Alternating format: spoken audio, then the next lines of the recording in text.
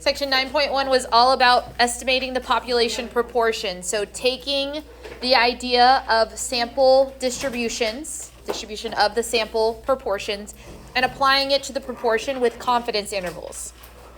We're going to do the same thing today, except now instead of looking at the population proportion, we're going to be creating point estimates for the population mean. Remember that the goal of these last chapters is statistical inference. It is to use information obtained from a sample and generalize the results to the entire population studied and tell how confident you are of that measurement. As with estimating the population proportion, the first step to obtain a point estimate of the parameter. So the point estimate for the population mean is sample mean. So we've been working with X bar for a while, and that's what we're going back to, is finding the sample mean, X bar. Potentially, you'll have to throw back a little bit to formulas from chapter 3.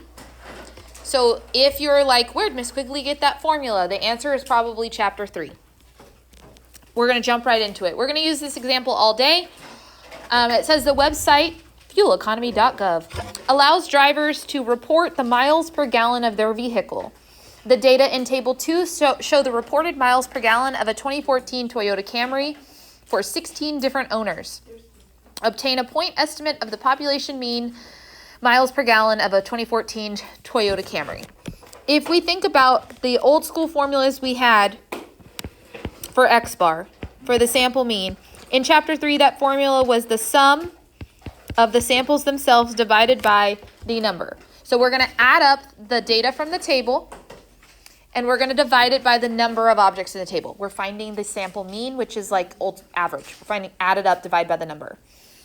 So with your calculator right now, let's just go ahead and do that. I need you to find the total of the numbers in that table, and you're going to divide it by 16. And I'll pause because I actually want you to try this because I need our fingers hitting the buttons on a calculator today. What'd you get for the sum of the numbers?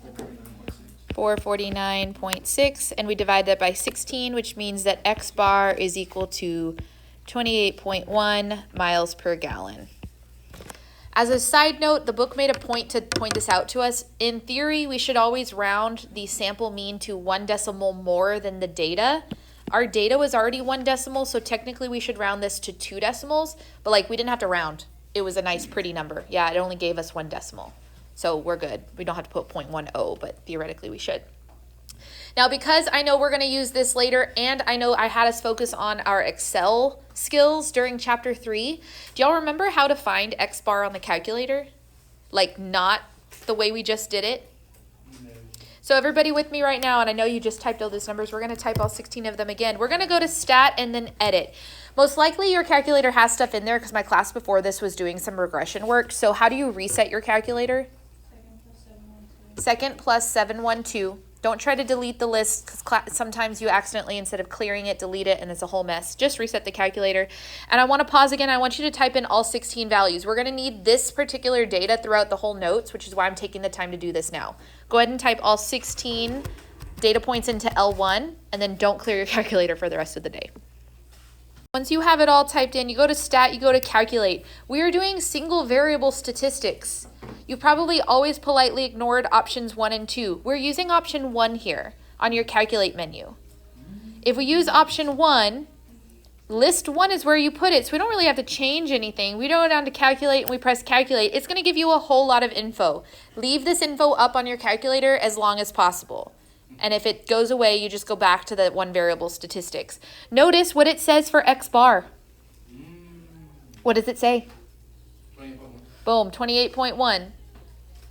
We're doing single variable statistics because we only have like raw data. We switched to using Excel when we did this because we were using data that had like 80 points in it, and I wasn't going to make you type 80 things in your calculator. 16 is appropriate. That's fine. Again, if you don't remember this, I'm pretty sure the calculator buttons are in your chapter 3 notes. It has a section where it talks about the calculator buttons. Moving on. In example 1, let's say we got a different set of 16 cars. That different set of 16 cars would likely have a different sample mean, which means just like with population proportion, we're going to have some variation amongst our sample mean. For this reason, we want to construct a confidence interval for the population mean, just as we did for population proportion. It'll work the same exact way. So when we did this for population proportion, it was the point estimate plus or minus the margin of error. That's going to be the same thing. To determine the margin of error, we would need to know the sample length distribution of the sample mean. Recall that the distribution of x bar is approximately normal if the population from which the sample is drawn is normal or you have more than 30. The distribution of x bar has the same mean as the parent population, so mu of x bar is equal to mu. And the distribution of x bar has a standard deviation equal to the parent population's standard deviation divided by the square root of the sample size. This is what we did a couple chapters ago to have our sample distributions. This is from chapter 8. Following the same logic that we used last class, we would basically want to use the same formula, right? This is the formula we used last class. It said p hat plus or minus all that stuff. But this time if we're doing sample mean, that makes sense. This is a problem though. This presents a problem because we would need to know the population standard deviation sigma. See how that's in this formula right there?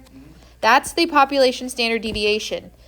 If we don't know the population mean, do you think we would know the population standard deviation? No. So we have a problem and we need to create a new formula to allow us to use the population mean. So I'm actually going to read you like a little story straight up out the textbook because I think it's very interesting. And I remember learning this and thinking it was funny in college when I learned this. Because we can't use the same values, we're going to use something called t distribution. What we had before was a z distribution. This is t distribution. And the reason that it's called students' t distribution is like a fun little math history fact that I'm going to read to you out of this textbook. Are you ready? In the early 1900s, William Gossett worked for the Guinness Brewing Company. Gossett was in charge of conducting experiments at the brewery to identify the best barley variety. When working with beer, Gossett was limited to small data sets. And at the time, the model used for constructing confidence intervals about a mean was the normal model, regardless of whether the population standard deviation was known, because stats is a relatively new mode of math. Gossett did not know the population standard deviation, so he simply substituted the sample standard deviation for the population standard deviation as suggested by our formula. While doing this, he was finding that his confidence intervals did not include the population mean at the rate expected. This led Gossett to develop a model that accounts for additional variability introduced by S in place of sigma when determining the margin of error. Here's why it's called students' t distribution, which is why I think this is interesting.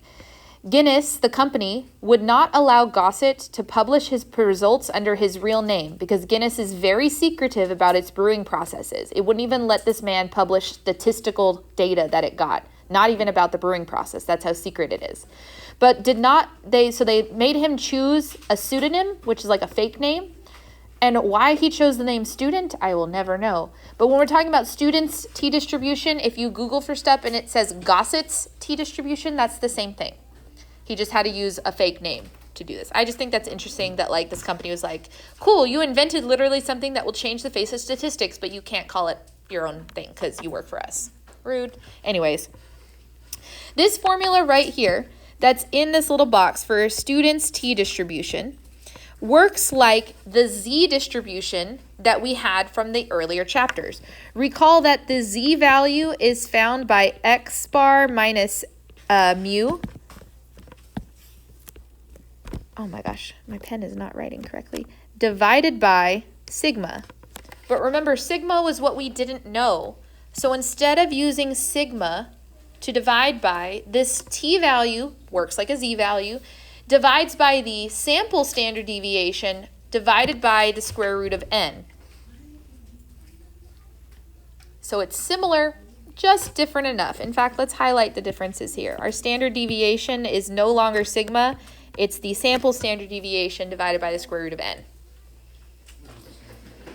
Huh? Not the same thing exactly, but it's like they're both standard deviations. One's going to be divided by the sample size though, because it's just a sample standard deviation instead of the population, because we didn't know that. The interpretation of t is the same as that as the z-score. The t-score, let's highlight this sentence, represents the number of sample standard errors z-bar is from the population means. And it turns out that the shape of t distribution depends a lot on the sample size of n. So we have a bunch of properties here of the t distribution which are important for us to realize why we can use it. Basically, it's going to help us it's going to look normal, meaning it's going to look like a bell curve. But it's not a z-score, it's called a t-score. It's found differently. I don't even care about the stuff inside here. You can look at it later. What I care about is us being able to determine these t values. In previous chapter, we learned that z sub alpha is used to represent the z-score whose area under the normal curve to the right of z sub alpha is alpha. So similarly, we're going to have this value t sub alpha, and it's going to represent the t value whose area under the t distribution to the right of t sub alpha is alpha. That feels like I'm saying a lot of the same words, so look at the picture. T sub alpha is the value to which on the right of it, the area is alpha.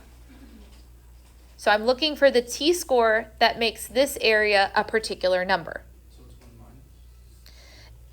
1 Theoretically, yes, because on these, they do show you to the left, so the 1 minus is the right idea, except that this is a t-table, and it's going to work a little differently. So you have your purple table. This is called a t-table, students' t distribution. For example 2, we're going to find the t-value such that the area under the t distribution to the right of the t-value is 0.110, assuming 15 degrees of freedom, which, by the way, degrees of freedom is going to be shorthanded to df. That is, we're going to find t sub 0.10 with 15 degrees of freedom. Visually, let's figure out what this question is asking. If we had this equation right here, or this bell curve, for a t-bar, this is always going to be 0 because we're standard deviations away from 0.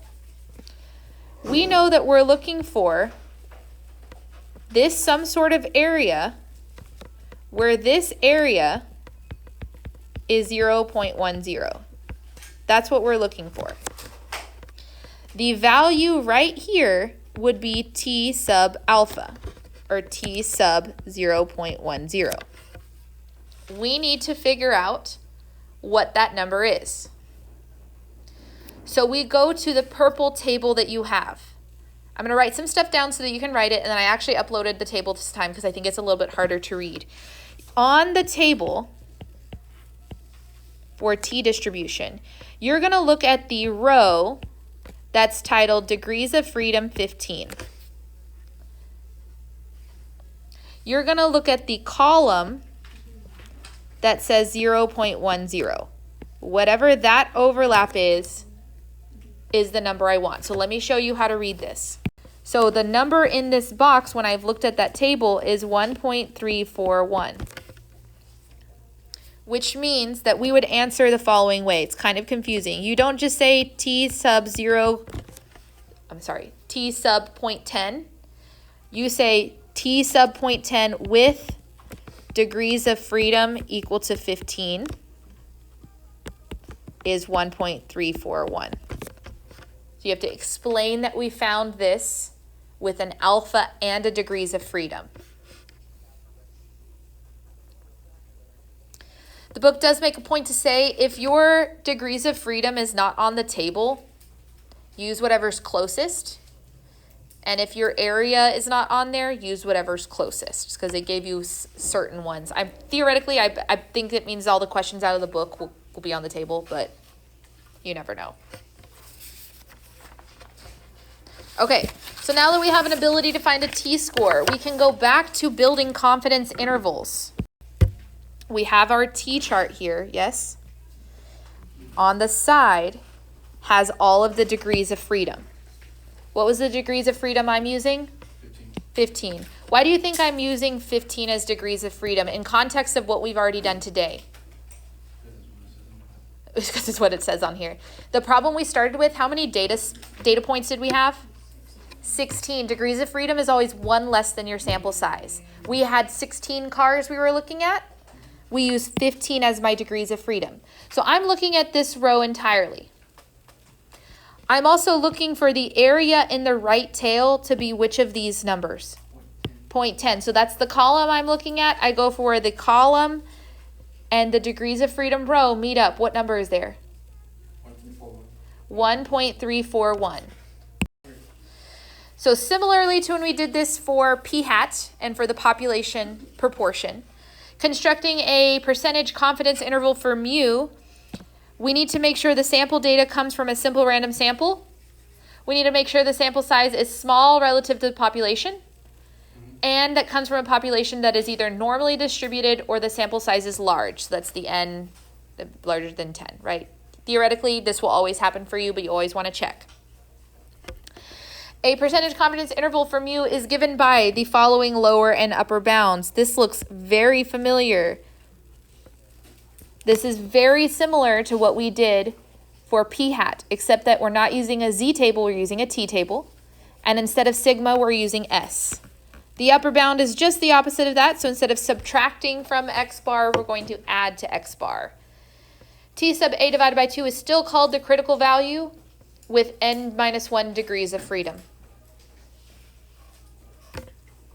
Because this confidence interval uses a t distribution, a lot of times people refer to it as your t interval instead of the confidence interval. So if you see that, that's what I'm talking about. And just like last class, the margin of error is just what we're adding and subtracting each time. So this time the margin of error is E equal to T sub A alpha divided by 2 times the sample standard deviation over the square root of the sample mean, sample size.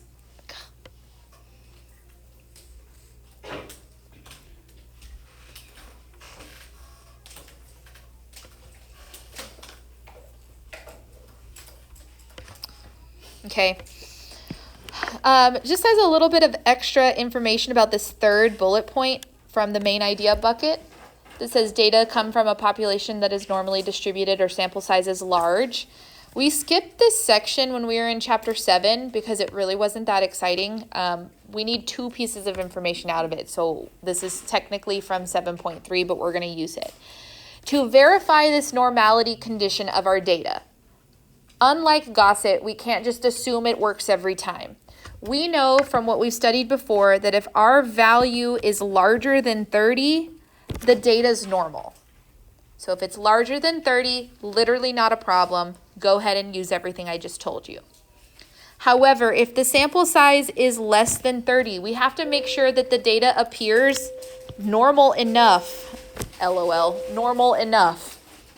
The way that we do that is by looking at what's called a normal probability plot.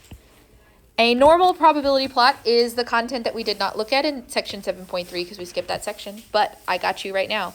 We're also going to look at a box plot to check for outliers. Ooh, box plots we did go over in chapter 2. Throw it back, box plots. If the data appear to come from a population that is approximately normal with no outliers, then it is reasonable to use student T's distribution. So for example, if you're given a normality box plot, or sorry, not box plot, a normal probability plot, it's going to look something like this, where the expected z-scores are plotted on the y-axis. Do you see that this is approximately linear? Like there's a straight line theoretically that goes through it. It's not just like a whole bunch of blobs. There is a pattern to it going up. That is what we want. If sample data are taken from a population that is normally distributed, this plot that you will just have to verify works will have an approximately linear pattern. If it does not have approximately linear pattern, maybe it looks quadratic, we can't use it. Okay, the next step is us doing a problem from start to finish using all of this. So I'm going to wait till after lunch because I know we're all thinking about food, myself included. So hang on to this. We'll come back to what this actually means for you and what you're doing with things. So far, it's all been information. So we have the fueleconomy.gov table again. We've seen all of this. Treat the sample as a simple random sample of all 2014 Toyota Camry automobiles, and we're going to construct a 95% confidence interval for the mean miles per gallon of a 2014 Toyota Camry and interpret the interval. So step 1 is always to verify that we can actually use these things. Verify the data are obtained randomly.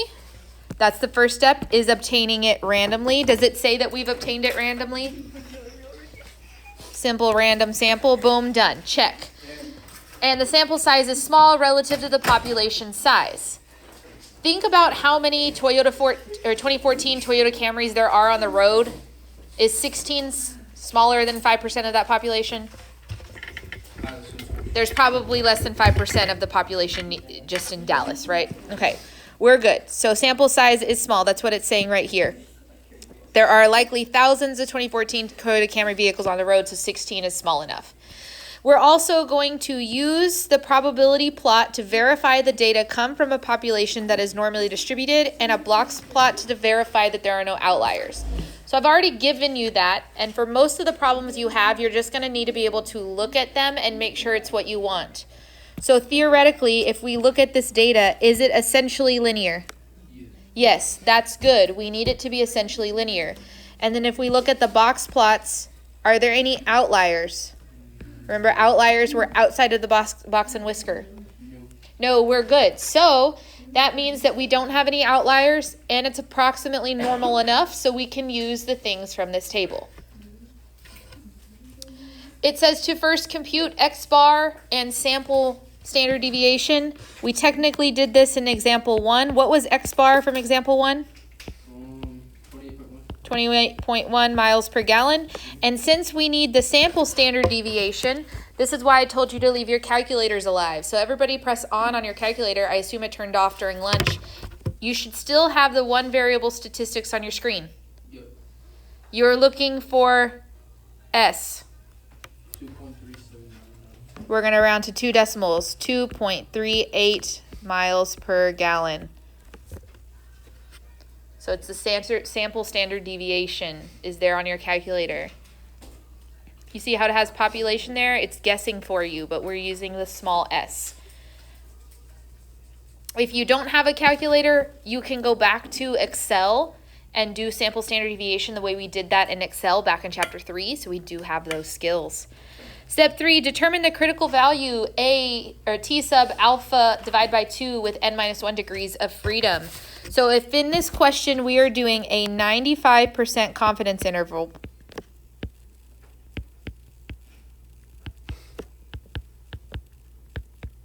that means that alpha is 5%, 0.05. That also means that alpha divided by 2 is 0.025. So what we're looking for on our table is T sub alpha divided by 2 with degrees of freedom being 15. So on your purple table, we look at row 15. Again, that's 1 less than my sample size. And we're looking for where that connects with 0.025 column.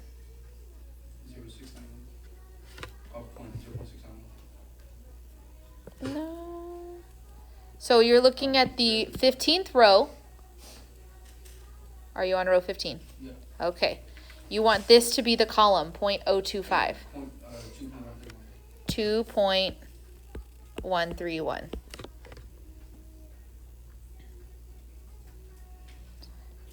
So this is the value you want for your critical value. Again, that comes from your purple table. Then we're going to determine the upper and lower bounds of the confidence interval. I personally, like last time, like finding the error first. So we're going to calculate the error so that all we have to do is add and subtract the error to our sample mean. The error, since it's on a different page, I'll write down, is your critical value, T sub alpha divided by 2, we just found that, multiplied by the sample standard deviation divided by the square root of the sample size. So we will do 2.131 multiplied by 2.38, that's my sample standard deviation from step 2, divided by the square root of 16, sample size. Not -1, that's for your degrees of freedom. So we had 16 numbers in my data set. So 16 is my sample size. Beep, beep, beep, boop. Please calculate and round to 2 decimals.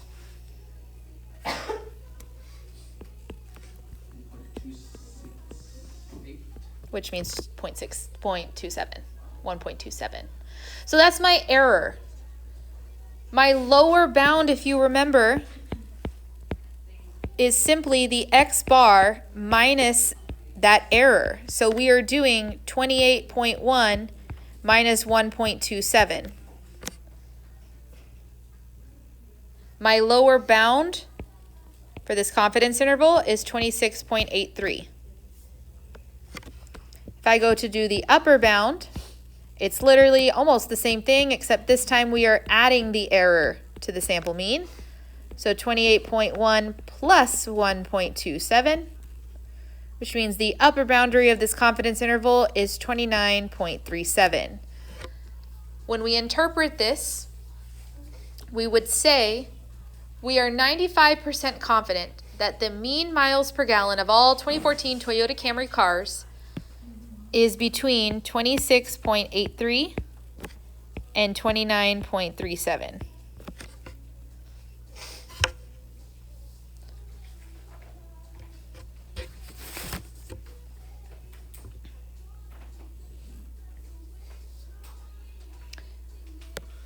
So let's walk through these steps one more time just so you can remember. This is what we're doing. We had to verify we could use the t-chart by checking that it was approximately normal with no outliers, a simple random sample, and a small enough population.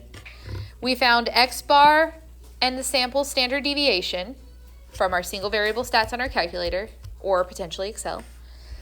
And for a 95% confidence interval, we find our critical value from the purple table of t-values. And then threw it all into the formulas. We found the error, and then we added and subtracted the error to find the upper and lower bounds.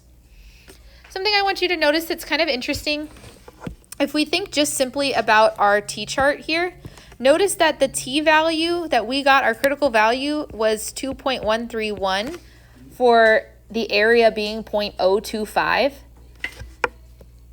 And if you think back to when we did the critical values last class, the critical values for a 95% confidence interval was 1.96.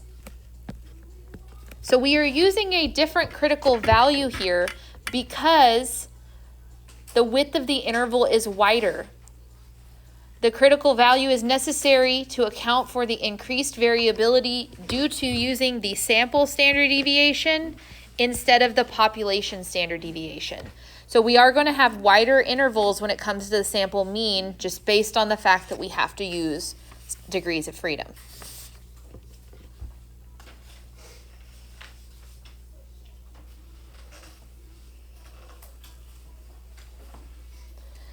So the last thing that we're going to do, the last kind of problem you can get, is determining the sample size needed to estimate a population mean with a specific margin of error. This is what we did last class.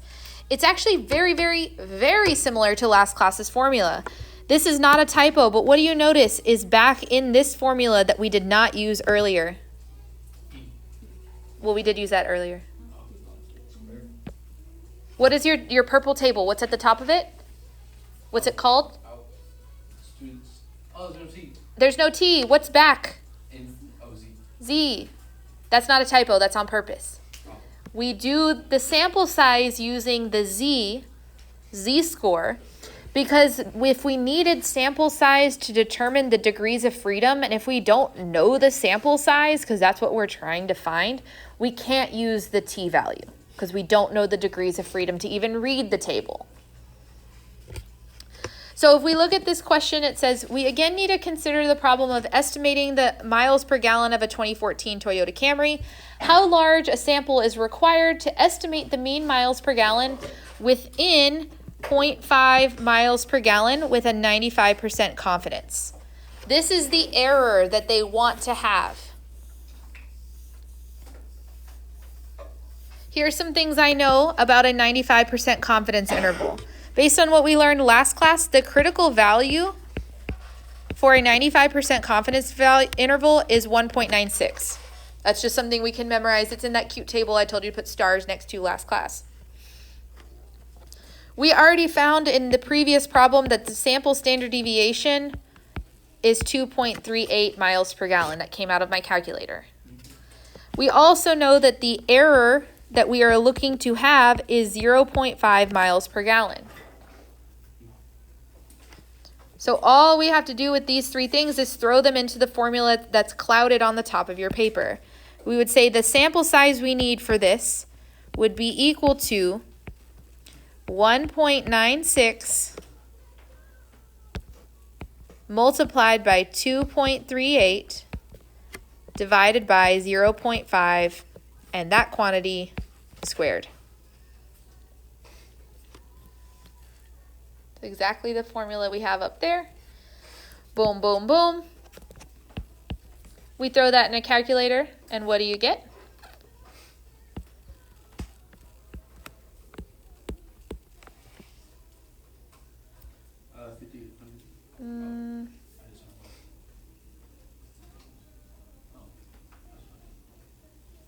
Should get 87.04, but how do we answer this question? Because remember, I'm asking what is the minimum sample size needed for this type of error. Can I answer 87.04? No. How do you answer? It's 87. It's actually rounded up. Oh, it's 88. We always round up on this one. So even if it's 0.04, that's just barely bigger than 0.87. But that 0.04 means I'm having to add an entire extra data set, an entire extra person to my sample size. So the sample size needed, we would need 88 cars to be able to have a margin of error of 0.5. Why is there so much space for this question? There's nothing else in this chapter, so this page just had very little on it. Okay, the main example I want you guys to look at whenever you're working these problems is that example 3 on the page before this, because that really has every single step that you would need to build a confidence interval from start to finish. Okay.